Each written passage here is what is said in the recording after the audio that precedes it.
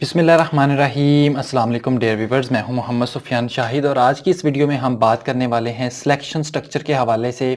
इससे पहले हमने सी प्लस प्लस के अंदर जो है वो इनपुट लेने का तरीकाकार देखा, वेरिएबल्स को डिस्कस किया पिछली वीडियो के अंदर। आज हम सिलेक्शन स्ट्रक्चर को डिस्कस करेंगे। सिलेक्शन स्ट्रक्चर बेसिकली होता क्या है, इसको समझें। ये एक आपके पास जैसे कि हम पहले एक जो है वो एक सीक्वेंस के साथ जो है वो स्टेटमेंट लिखते थे, यानी एक स्टेटमेंट आपने लिखी, ठीक है, यानी कि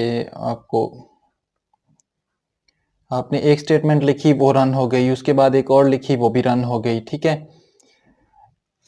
तो ये स्टेटमेंट जो थी हर दफ़ा आप रन करके दिखाते थे, लेकिन अब आपके पास सिलेक्शन स्ट्रक्चर के अंदर क्या होता है कि आपके पास एक गिवन कंडीशन होती है, उस कंडीशन की बेस पर ही वो कंडीशन जो है वो आपके पास दो चीज़ें होती हैं। इस कंडीशन की बेस पर आप क्या करते हैं, स्टेटमेंट को रन करवाते हैं, ठीक है। अगर तो वो जो है वो कंडीशन ट्रू हो जाती है तो फिर क्या करते हैं आप, जो है वो क्या कहते हैं, एक मखसूस स्टेटमेंट चला देते हैं फॉल्स होने की सूरत में, यानी अगर वो नहीं भी होती तो उस सूरत में भी आप कोई मखसूस जो है वो स्टेटमेंट रन करवा देते हैं। यानी इसमें टोटल कंडीशन की बेस पे ही हम फैसला करते हैं कि कौन सी कंडीशन जो है सॉरी कौन सी स्टेटमेंट जो है वो रन होगी। तो इसको देखने के लिए इसकी अगर टाइप की बात करें तो इसमें आपके पास इफ स्टेटमेंट आ जाती है, ठीक है। इफ स्टेटमेंट आ गई, उसके बाद इफ एल्स आ जाती है, ठीक है, इफ एल्स इफ आ जाती है, और आपके पास स्विच आ जाता है। सो ये आपके पास है। तो आज की इस वीडियो के अंदर हम इन दो को डिस्कस करेंगे और इनकी प्रोग्रामिंग भी करके देखेंगे, इनका कोड जो है वो अपने मोबाइल के एप्लीकेशन में जो है वो रन करके देखेंगे। तो चलें सबसे पहले समझ लेते हैं कि इफ कंडीशन क्या होती है। देखिए, इफ का मतलब ये है कि जब आपके पास एक गिवन कंडीशन है, उस कंडीशन की बेस पे आप एक मखसूस जो है सिर्फ ट्रू वाला पोर्शन जो है वो अगर रन करवाते हैं, यानी इसमें एल्स वाला पार्ट नहीं होता। कैसे? लेट्स सपोज कि आपने एक जो है वो वेरिएबल डिक्लेयर करवाया इंट मार्क्स के नाम से, ठीक है।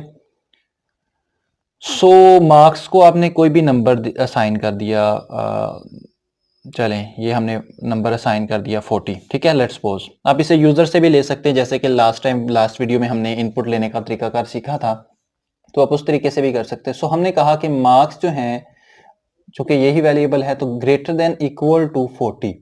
अब यहाँ पे हमने एक कंडीशन सेट कर दी कि अगर आपके ये जो नीचे लाइन है ये नहीं लगानी है आपने, ये जस्ट मैं समझाने के लिए कर रहा हूँ। इफ मार्क्स जो है वो ग्रेटर देन, ये सिंबल जो है वो ग्रेटर का है और ये इक्वल का है, ठीक है। ग्रेटर देन इक्वल टू 40 यानी इसमें शामिल है, 40 भी शामिल है। अगर ये कंडीशन हो जाती है तो फिर उसकी बेस पे आप क्या करते हो, एक गिवन कंडीशन को रन करवाते हो। कंडीशन क्या रन करवाते हो, उसमें आप लिख देते हो जी सी आउट, ठीक है। उसमें आप प्रिंट करवा लेते हो जी यू आर पास, ठीक है। तो ये आपके पास एक ट्रू वाला पोर्शन है। इसमें जस्ट इसमें क्या है कि आपके पास यहाँ से लेके यहाँ तक, जहाँ तक ये करली ब्रैकेट शुरू हो रही है, और इसमें आप एक स्टेटमेंट भी लिख सकते हैं, एक से ज़्यादा स्टेटमेंट भी लिख सकते हैं। ये ज़रूरी नहीं है कि आपने एक ही स्टेटमेंट लिखी है, एक से ज़्यादा स्टेटमेंट भी आप यहाँ पे यूज़ कर सकते हैं। अच्छा याद रखिएगा, इसके एंड पे जो है वो आपने ये टर्मिनेटर लाजमी लगाना है। अगर आप ये नहीं लगाते तो आपका प्रोग्राम जो है वो सिंटैक्स एरर जो है वो देना शुरू कर देगा, ठीक है। सो ये लगाना लाजमी है, ठीक है, ये आपके प्रोग्राम के अंदर होना चाहिए। अच्छा जी, इसके बाद अब आप बात करते हैं, ये एक गिवन कंडीशन होगी। इसी तरह आप एक और एग्जांपल भी ले सकते हैं जिसमें आप जो है वो एज को ले सकते हैं, इंट एज, ठीक है। अब यूजर से ले सकते हैं मैसेज दे के, यहाँ पे आप एक छोटा सा मैसेज दे दें, एंटर योर एज, या सिंपल मैं एंटर एज कर रहा हूँ ताकि वक्त बच जाए, ठीक है। इसमें ये जो डबल कोटेशन वाला एरिया, ये आपका अपना एरिया, इसमें जो कुछ भी लिखेंगे एज इट प्रिंट हो जाएगा। अच्छा, फिर हमने सीन के ज़रिए से एज के अंदर क्या करते हैं, यूज़र से वैल्यू ले ली। अब उसी को प्रिंट करवाना है तो इस पे कंडीशन लगाएंगे हम, इफ़ एज जो है ग्रेटर देन इक्वल टू 18। अब यहाँ पे भी हम कंडीशन सेट कर रहे हैं, ठीक है। तो क्या करें, आपके पास सी आउट यू कैन अप्लाई फॉर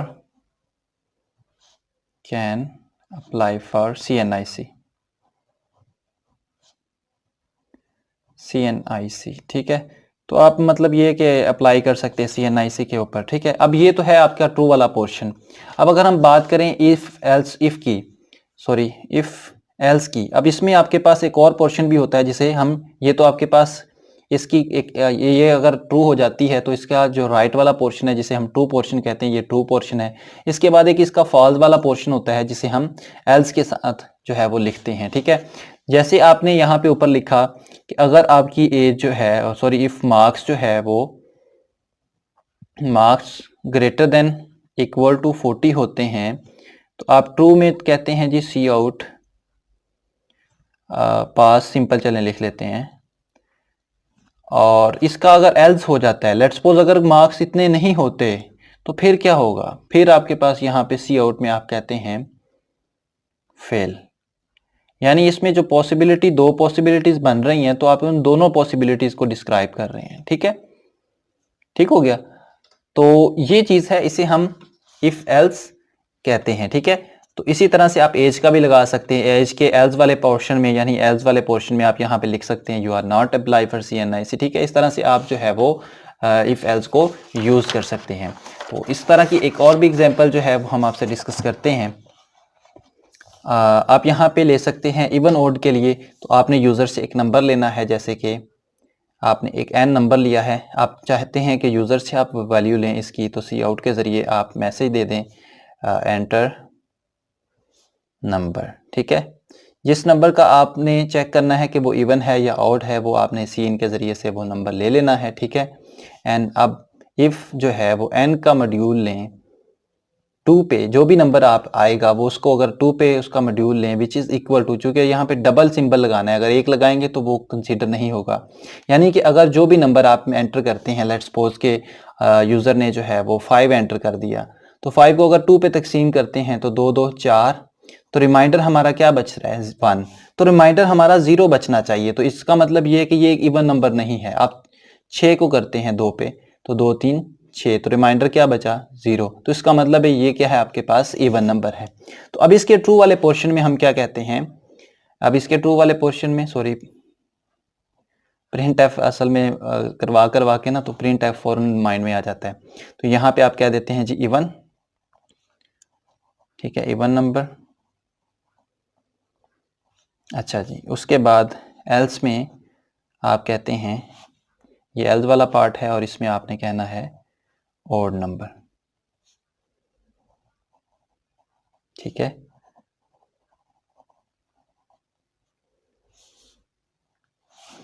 तो ये था तरीकाकार जिस तरीके से आप जो है वो इफ़ एल्स को यूज़ कर सकते हैं। इस तरह और भी बहुत सारे एग्जांपल्स हैं। तो अभी चलें इसका प्रैक्टिकल जो है वो मोबाइल पे करते हैं। इस वक्त हम मोबाइल की स्क्रीन पे आ चुके हैं। अभी हम सिलेक्शन स्ट्रक्चर को जो है वो डिस्कस करने वाले हैं। तो यहाँ पे सिलेक्शन जो है वो इसके नाम से एक प्रोग्राम जो है, फाइल जो है वो बना लेते हैं सिलेक्शन, और इसका जो एक्सटेंशन है वो .cpp बन जाएगी, ठीक है। इसके अंदर आ जाते हैं, यहाँ पर इसको रख लेते हैं, बल्कि इधर कर लेते हैं। अच्छा जी, यहाँ पे अब आपने क्या करना है, इसकी कोडिंग करनी है हैश इंक्लूड आयोस्ट्रीम, ठीक है, जैसे कि हम पहले भी करते आ रहे हैं।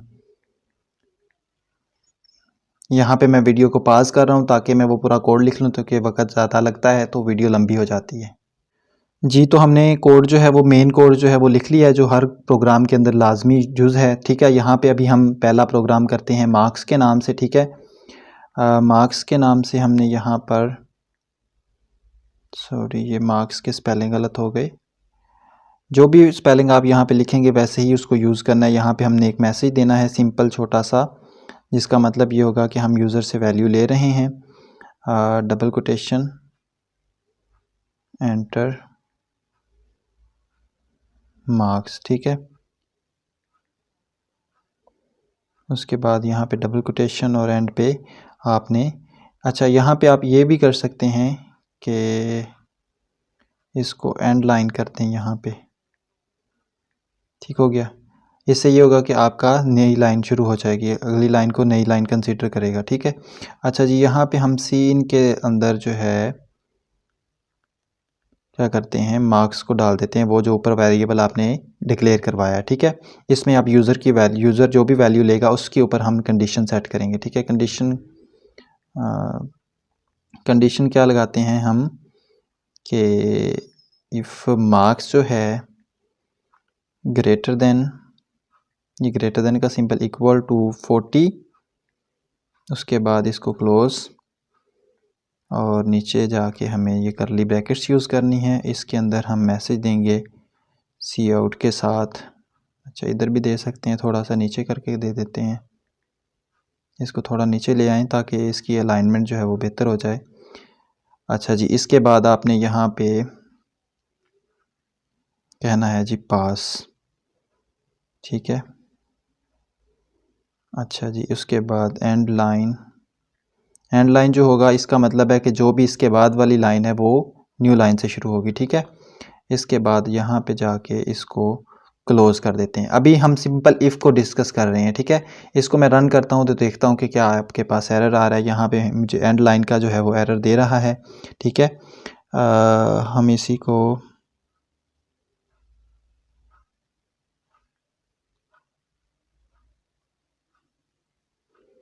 असल में यहाँ पे हमें ये यूज़ करना था, इसलिए हमने ये एरर दे रहा है, ठीक है।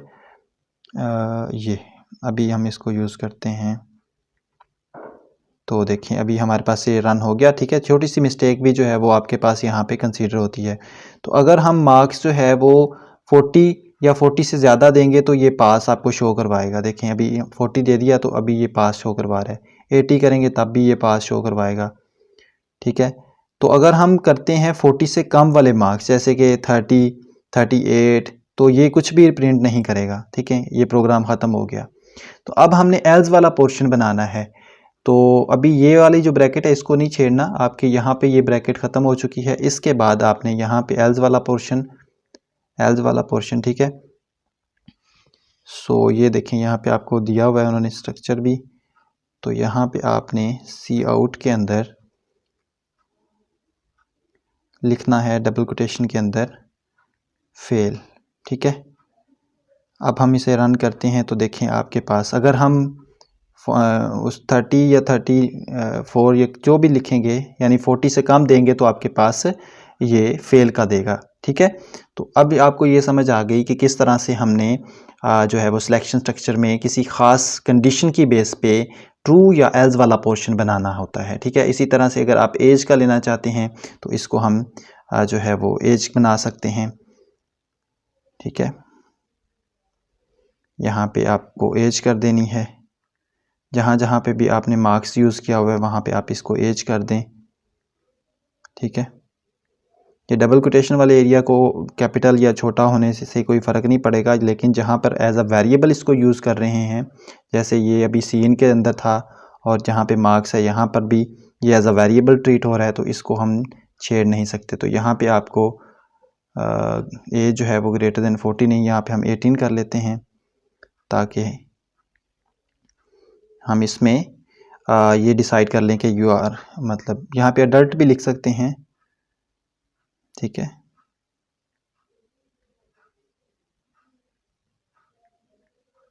सो अडल्ट का मतलब वही होता है ना कि भाई आप एलिजिबल हैं CNIC के लिए, या जो भी आप यहाँ पे स्टेटमेंट लिखेंगे वो रन हो जाएगी, ठीक है। यू आर अ चाइल्ड, मतलब अब देखें अगर आप एज जो है वो 20 बताते हैं तो ज़ाहिर सी बात है इस पर अडल्ट आना चाहिए, ठीक है। और अगर आप एज जो है वो 12 बताते हैं तो इस पर आपके पास चाइल्ड आना चाहिए, ठीक है। ये ठीक से रन हो गया है। तो इसी तरह अब हम यहाँ पर एक मार्क्स जो है वो नंबर लेंगे, उस पर हम कंडीशन लगाएंगे, क्या कर लगाएंगे नंबर के इवन ऑड वाली, ठीक है। सो नंबर आपने ले लिया, ये आपका अपना एरिया है जहाँ पे एज अ वेरिएबल ट्रीट कर रहे हैं, सिर्फ उसी को हमने छेड़ना है, जो ऊपर एज वेरिएबल यूज़ किया वही आपका वहाँ पे होना चाहिए। सो जहाँ पे एज है इसको हम चेंज करके नम कर देते हैं UMB, ठीक है, जो ऊपर यूज़ किया है। तो ये कंडीशन अब चेंज होगी। तो अब यहाँ पे हमने क्या लगाना है, हमने करना है इसका मॉड्यूल लेके 2 पे विच इज़ इक्वल टू 0। तो इस सूरत में हमारे पास क्या आए, इवन,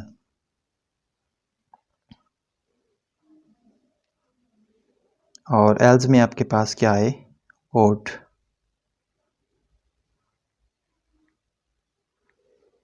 तो जैसे कि अभी हम 40 55 को करते हैं तो ये एक ऑड नंबर है, तो ये ऑड बता रहा है, ठीक है। अगर हम 66 को करते हैं जो कि इवन नंबर है तो इवन बता रहा है। तो इस तरह से आप जो भी इवन नंबर बताएंगे वो यहाँ पे आपको फ़ौरन से बता देगा। तो इस तरह से भी कर सकते हैं। अब यहाँ पे उस वेरिएबल को सिंपल वो कॉल भी कर सकते हैं जो भी वेरिएबल है, ठीक है। यहाँ पे आप शुरू में क्या करते हैं कि उस वेरिएबल का नाम जो ऊपर आपने लिखा हुआ है नाम, ठीक है। इसके बाद फिर आपको यहाँ पे इसका टर्मिनेटर से भी यूज़ करना होगा, ठीक है। इधर लिख लेंगे इज़, ठीक है, इज़ इवन। और इसी तरह नीचे बना सकते हैं, तो वो नहीं बना रहा, सिर्फ इवन को ही डिस्कस करते हैं ताकि आपको समझ आ जाए। जैसे भी 44 को करते हैं तो ये बताएगा 44 इज़ इवन, ठीक हो गया।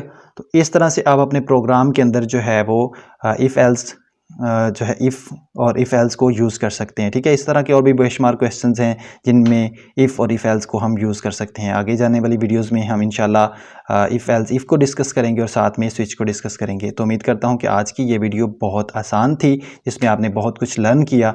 तो उम्मीद करता हूँ नई आने वाली वीडियो भी आपके लिए काफ़ी हेल्पफुल साबित होगी। तो हमारे चैनल को सब्सक्राइब करें ताकि इतनी भरी दुनिया में आप हमें तलाश कर सकें। अपना बहुत सारा ख्याल रखें।